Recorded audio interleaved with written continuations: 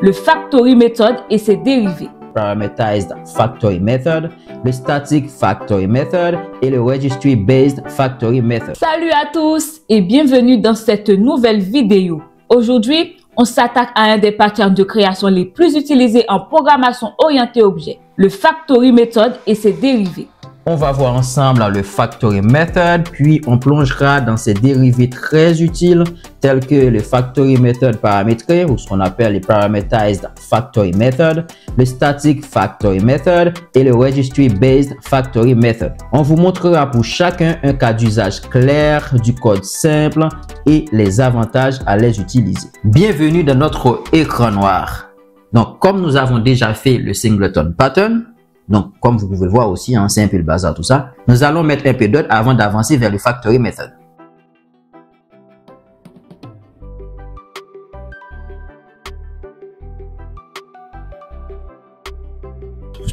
Alors, maintenant qu'on a terminé en fait de mettre un petit commentaire pour expliquer ce que fait cette méthode, nous allons créer une méthode qui nous permet tout simplement de tester le comportement de notre factory method et ses dérivés. Ok. Donc, on va faire exactement la même chose. D'accord? Une petite méthode public static void. On va nommer notre méthode run factory method patterns. Voilà. Et on pourra mettre un petit commentaire pour dire ce que ça fait.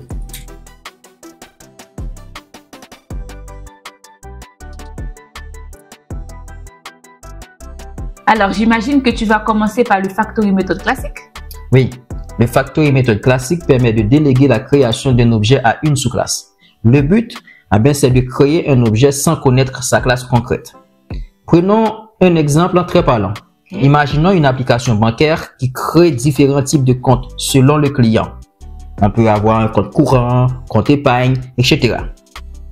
Alors, nous allons mettre tout ça en place concrètement. D'accord? D'accord, oui. Donc, nous allons tout simplement peut-être créer un package.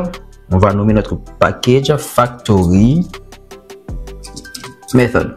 Ouais. Comme ça, on va mettre tout ce qui concerne factory method à l'intérieur de ce package. Ok. Okay?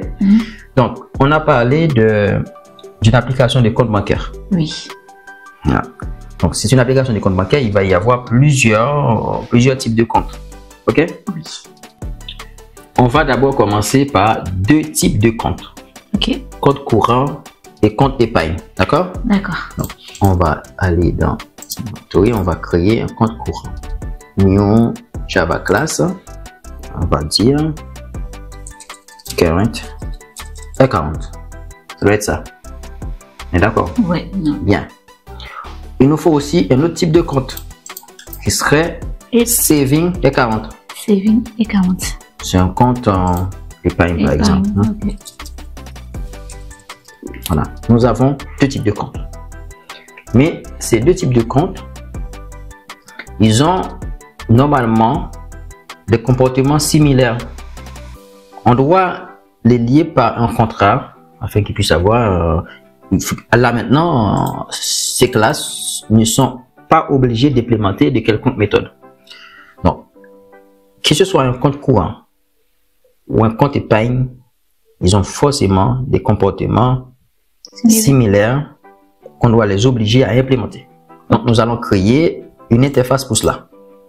Pourquoi pas? D'accord, ok, oui. Alors, c'est new interface. On peut nommer notre interface Bank Account. Pourquoi pas? Okay. On aurait pu nommer aussi e-account comme i-account. Mais on va dire Bank Account. Donc, c'est une interface. Cette interface, on va déclarer une méthode dans cette interface.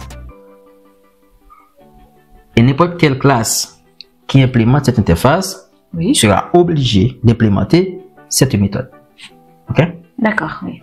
Donc, public void display type, par exemple, qui va juste afficher quel type de compte. OK? Donc, on va dire le current account va implémenter bank account. De suite, il y a une erreur qui nous dit tu dois implémenter cette méthode display type. Donc ici, on va tout simplement dire et Cisco, je suis un compte courant. Point barre. Ok, on va faire exactement la même chose pour le compte épargne. On va dire implement bank account. Et du coup, on va lui dire, allez, implémente cette méthode. Un petit Cisco. Cisco. Je suis un compte épargne. C'est tout. Compte épargne. Bien. Ok. Là maintenant, on a deux types de comptes et on a une interface ici. Ok? D'accord, oui. Et il nous faut, là c'est pas encore le pattern qu'on crée, hein, on crée un système de compte bancaire. Avant d'aller plus loin, ce serait mieux de prendre toute cette logique là, de les mettre dans un package à part entière. Donc nous allons créer un package qu'on nommera bank et à l'intérieur de bank, nous allons mettre tout ça de manière à laisser factory method que pour le design pattern. Ok? D'accord. Pour l'instant, on va mettre tout ça dans bank. On déplace tout ça. Super ça. Ok. Maintenant, dans factory method, on n'a rien du tout.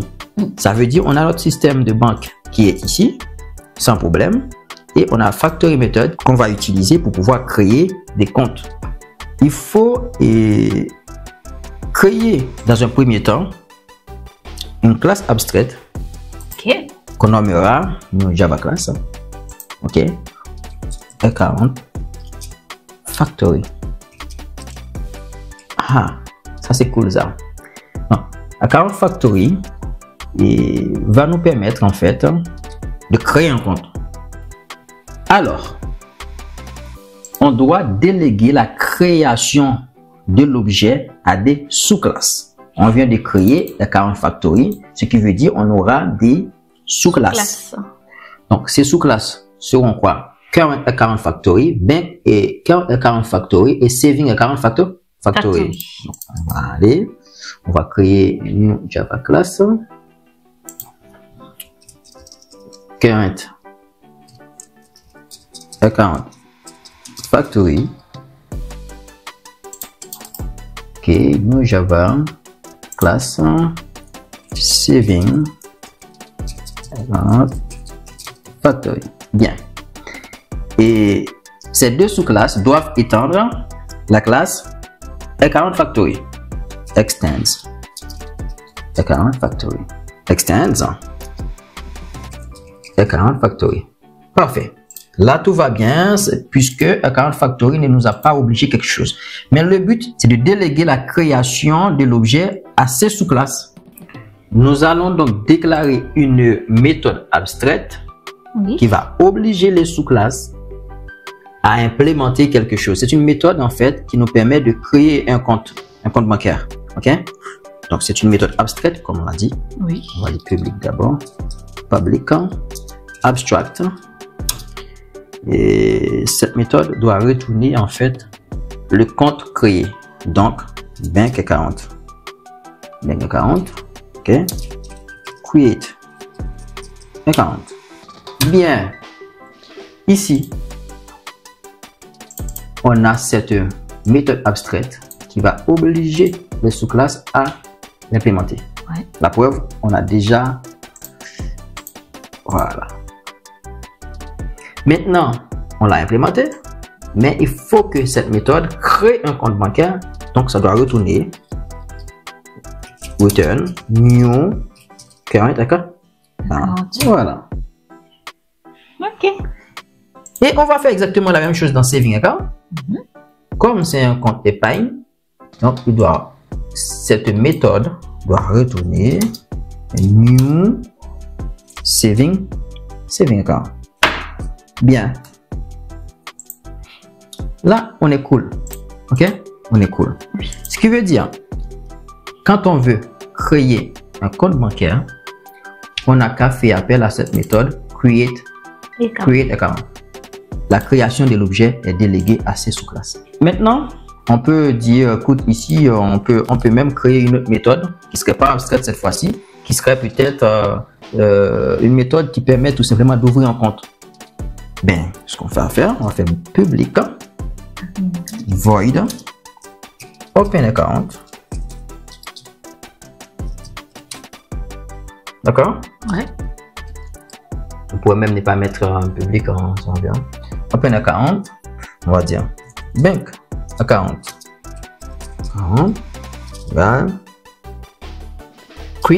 Create. Non.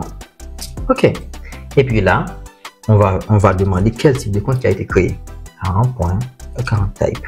Là pour l'instant, on ne sait pas. Display type. On ne sait pas quel type de compte, mais on le saura bientôt. Ok, là on se dit, bon, tout va bien, on est content, on a créé notre factory method. Là, tout va bien. Du coup, ce qu'on va faire, oui, on va rentrer dans notre méthode ici. On va lui demander, en fait, de tester tout ça pour nous. Super. Ok? Oui. Donc, on va tout simplement créer un bank factory ou bien account factory. On va dire un new, c'est un saving. Account factory. Bien. Et là, il y a une petite chose à faire. C'est de tout simplement dire account factory. Point. Soit tu fais create account ou tu fais open account. Moi, si je fais open account, on fait le tout ensemble. Comme ça, il va non seulement créer le compte, mais aussi nous afficher quel type de compte qui a été créé. On va créer un compte courant. Account factory. Current account factory. Ouais. New current account factory. Et là, on a qu'à dire current account factory. Ouais. Open. Là, on va essayer de faire appel à notre méthode ici. On n'a plus à tester ça parce que c'est déjà fait, c'est le passé. Nous allons tout simplement tester run factory methods. Si on a cette application, qu'est-ce qu'on aura? Okay. On lance l'appli. Okay, oui. On regarde ce qui se passe. Qu'est-ce qu'on a ici? Je suis un compte épargne. C'est le premier compte qui est créé. Hein? Ouais. L'autre, c'est je suis un compte courant. Ça, c'est magnifique, ça. C'est magnifique. Donc, si on regarde ici, quand on crée le compte, c'est New Savings Account. OK. On est direct dans le package Bank. C'est là où on a un display type, où on voit je suis un compte épargne ici. Et là, on a je suis un compte courant. Ce pattern est parfait pour garder un code propre et extensible. Si on ajoute un compte joint ou un livret jeune, par exemple, on n'a pas besoin de toucher au code existant. Par contre, plus tu ajoutes de classes métier, plus tu auras besoin d'ajouter de classes de factory. Ok. Donc, tu risques de te retrouver avec beaucoup de classes au final. Mais si on veut créer un type de compte selon le choix du client en temps réel, on peut utiliser la version paramétrée. Oui, on peut passer un paramètre à la méthode et elle se charge de retourner la bonne instance. D'ailleurs, c'est ce qu'on va faire. Alors, pour ce faire, nous allons créer une autre classe factory. Ok. Comment est-ce qu'on pourrait nommer cette classe, par exemple? Factory. Là, on avait, ouais, ça c'est le bon mot. On avait account factory. Maintenant, on pourrait dire parameterized account factory. Account factory. Ça, c'est une classe qu'on a. On va implémenter une méthode à l'intérieur qui nous permet de créer un compte en fonction du paramètre qu'on aura reçu. Public, bank account, create account. Et on aura un string, le type de compte qu'on veut créer. Il doit nous retourner quelque chose comme ça. On va mettre les cases. Le cas où c'est un compte courant, alors qu'est-ce qu'on fait? C'est un compte courant. On va faire un new current est 40. Et si c'est un compte épargne, alors c'est new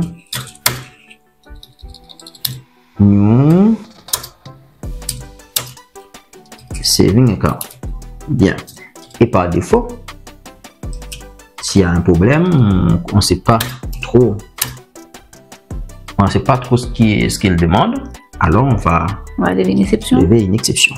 Flow new illegal argument exception.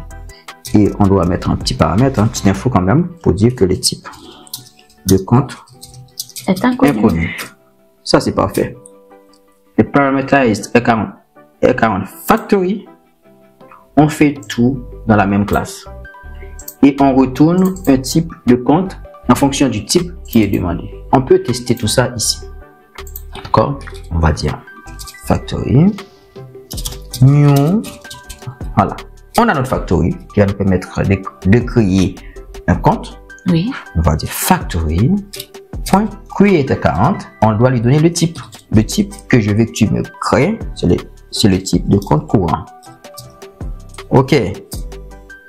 Donc, je vais stocker le compte qui va me créer. Bank account dans ça. Donc, comme c'est un compte courant, pas besoin de dire bank account, je pourrais dire current account. Oui. Account.display type. Ça va afficher le type de compte. Bon, si je lance l'appli, je vais d'abord mettre tout ça en commentaire de manière à ne pas avoir à m'occuper de l'affichage de tout ce qu'on avait fait précédemment. Bien. Ici, si je lance cette application, j'aurai quoi? On lance. Je suis un compte courant.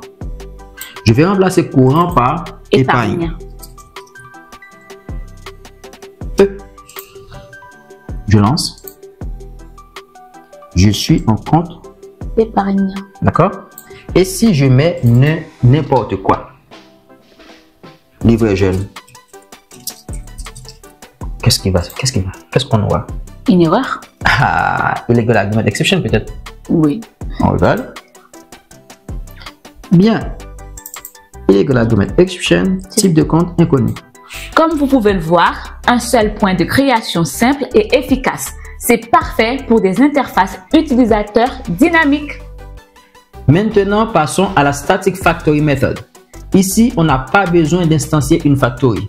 C'est ce que font souvent les API modernes, des méthodes statiques comme list.of. Exactement. Alors, voyons ce que ça va être concrètement. Nous allons, pour être propre, créer une nouvelle classe static account factory. Pourquoi pas? Static account factory. Tout simplement. À l'intérieur de cette classe, nous allons ajouter une méthode statique. Une méthode statique, c'est une méthode qui ne dépend pas d'un objet. C'est une méthode de classe, si on veut. Donc, on n'a pas besoin d'instancier la classe pour pouvoir appeler cette méthode. OK. Donc, moi, ce que je vais faire, étant feignant, je vais juste récupérer cette méthode. Je vais faire un petit copier-coller. Je l'ajoute ici. Et je vais juste ajouter le mot statique. Donc, public statique. Bon. Le tout est joué. Tout est bon. Et ici, on va tester notre static method factory. OK. On va tester assez facilement. On va dire bank account. On va créer un compte épargne, d'accord?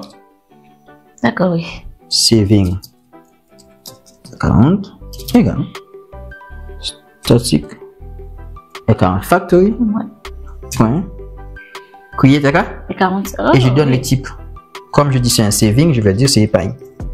Tu vois, j'appelle la méthode directement via le nom de la classe.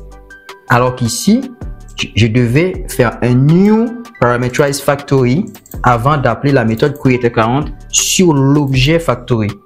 D'accord. Voici la différence. OK? Donc là, j'ai qu'à faire un saving 40.displayType. Et si je fais ça, on lance l'application. Même si je sais qu'il y a les autres vont se lancer aussi, c'est pas grave. On lance l'application. On va voir le dernier résultat. Ouais, on a dit que ça devait sortir un résultat, une exception. Voilà. Oui. On a dit que ça devait lever une exception. On va faire en sorte qu'il n'y ait pas d'exception. OK? On va dire courant. Comme ça, il n'y aura pas d'exception. Ça, c'est parfait. On lance l'application. Quel est le dernier résultat qu'on a? Je suis un compte épargne. Et justement, c'est un compte épargne qu'on a créé ici. Super, ça fonctionne. Ouais. Donc, le gros plus de ça, c'est la simplicité et rapidité d'appel. Comme tu peux voir. Oui, c'est rapide. Ici, on n'a pas besoin de créer d'objet. On n'a qu'à faire appel à notre factory. On lui dit, crée-moi un compte. OK? Donc, ça, c'est le gros plus. Mais il y a un bémol. Le bémol, c'est qu'il n'y a pas de polymorphisme possible. OK? Si tu veux changer le comportement plus tard, eh ben, c'est un peu compliqué. Tu vas devoir modifier du code. Ouais. Voilà. Le risque d'introduire des bugs dans l'application et tout ça. Bon. Et maintenant, la version Registry Based. Ici, on garde une écart dynamique entre des noms et des constructeurs. On peut même permettre à d'autres développeurs de rajouter des types de comptes sans modifier la factory elle-même. C'est ultra modulable. Alors, on va voir tout ça. Alors, concrètement, ce qu'on va faire, nous allons créer une classe comme on avait fait pour Static40 Factory. Donc, nous allons créer une classe qu'on nommera Registry Static40 Factory. Pas besoin d'ajouter le base, ça va être trop long, tu vois. Ouais, c'est pour ça que je ne l'ai pas ajouté. Donc, OK. Qu'est-ce qui va se passer ici? Nous devons avoir un attribut sous forme de clé valeur. Donc, on va utiliser un hashmap. Donc, dont la clé serait le nom de la classe, ou bien le type de compte à créer, ou bien, et la valeur serait les constructeurs. Les constructeurs, en fait, sous forme de supplier. Un supplier est une interface fonctionnelle introduite en Java 8. Elle représente une fonction qui ne prend aucun argument mais retourne une valeur. Private, static, final. Et on va, comme on a dit que c'était une map, ok? C'est une map dont la clé serait une chaîne de caractères. Donc le nom, le type de compte. Et la valeur, on a dit que c'était un supplier. C'est un supplier de type bank 40 parce que c'est un compte qu'on veut créer, d'accord? Et puis on va nommer ça registry, pourquoi pas? Oui. Égal new hashmap. Bien, ça on est bon. OK? Maintenant nous allons permettre à nos utilisateurs ou bien à d'autres classes d'enregistrer des types de comptes bancaires. Okay. Oui. Donc, on va créer une méthode register, par exemple. Public, static, register. On peut même dire void register. Le type de compte, ok? Oui. On va dire type, mais aussi on a besoin d'avoir un supplier, ok? Supplier, on peut dire supplier. Bien. Et là, arrivé ici, on n'a qu'à tout simplement faire l'enregistrement. C'est register.put. Normalement, on utilise put avec, quand on utilise un hashmap, c'est la méthode put qui est utilisée pour insérer quelque chose dans notre hashmap. Maintenant, ce qu'on va faire, on va aussi permettre de créer un compte. N'oublie pas, le but, c'est de pouvoir créer. OK? Donc, on va faire comme ça. La méthode public static bank account create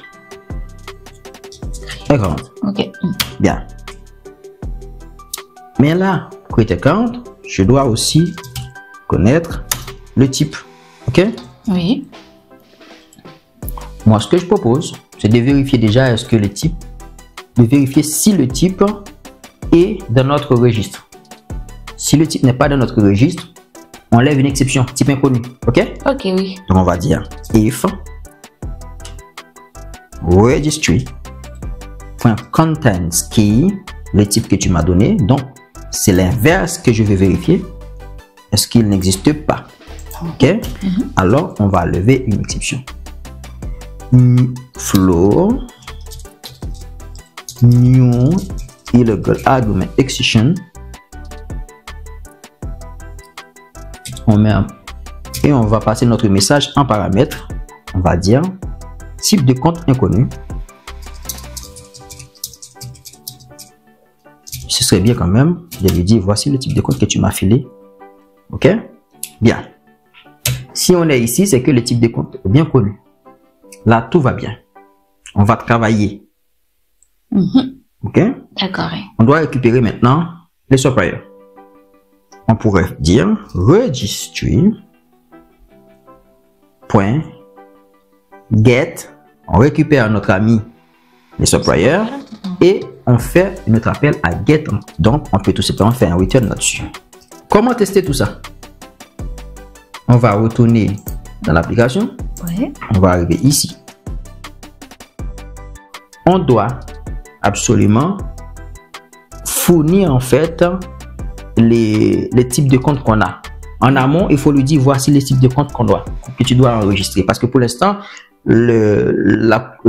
l'attribut registry est vide. Si tu retournes ici, cet attribut, il n'y a rien dedans. Ouais, c'est vrai. Comme il n'y a rien dedans, donc on doit l'alimenter d'abord. Registry account factory.register. Tu dois m'enregistrer quoi? D'abord, tu m'enregistres un compte courant. C'est current account. New. Voilà, je lui passe ce supplier. New, c'est quoi? On l'a pas encore vu parce qu'on n'a pas encore fait en fait les méthodes de Java 8. Donc c'est comme si je lui disais mon coco, ce que tu me fais là, tu me fais ça comme ça, une petite lambda, tu retournes un new bank, new current, c'est quoi hein? Current bank. Voilà, c'est exactement ça que je lui dis là. D'accord. Oh. C'est les raccourcis de Java 8. OK? Oui. Donc ça c'est une petite lambda, une petite fonction anonyme. Tu lui dis écoute, c'est ça que tu appliques. D'accord, ok. Donc d'où le current account, new. Là on est content. Et là on a un autre type de compte. C'est épargne. OK? Donc on va faire exactement la même chose. Registry factory.register. On va lui dire cette fois-ci c'est épargne. OK? Et c'est quoi? C'est saving account new. Bien. Là, on a deux types de comptes enregistrés dans notre Registry Account Factory. On va créer un premier compte. Pourquoi pas? On va lui dire crée-moi un compte. Ok, je veux un compte. Je fais un mode 40 ans. On va dire un compte courant. On va dire C1. Ok. Et ce sera quoi? C'est registry factory.create. Tu lui dis le compte que tu vas me créer, c'est un compte courant, alors ce sera courant. Tu peux lui demander de créer un autre compte. Cette fois-ci, c'est un compte épargne. Ok, on va dire c'est registry factory.create et du coup, tu lui dis ici épargne. Tu peux aussi lui demander de créer un compte et là, ça va péter, d'accord? Maintenant, on va dire unknown, ok? Oui. U1 factory.create. Bien.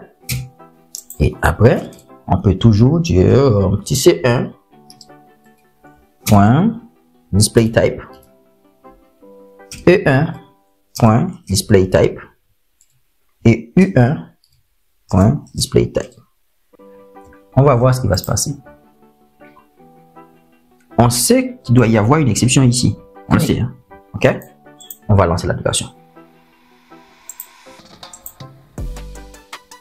Ah, l'exception est là, je pense. Regarde. On a bien, je suis un compte épargne, je suis un compte courant, tout ce que tu veux. Ici, on est dans quoi? Illegal Argument Exception, type de compte inconnu, unknown. Parce que j'ai dit que je vais créer un compte unknown. Ah, ouais. Donc voilà. Donc, on peut mettre un petit délimiteur pour mieux voir en fait où on en est. Peut-être, hein? Ouais. Délimiteur. OK? On va tout simplement dire que ici, ce qu'on teste, c'est du Registry Based Factory. Bien. On relance l'application.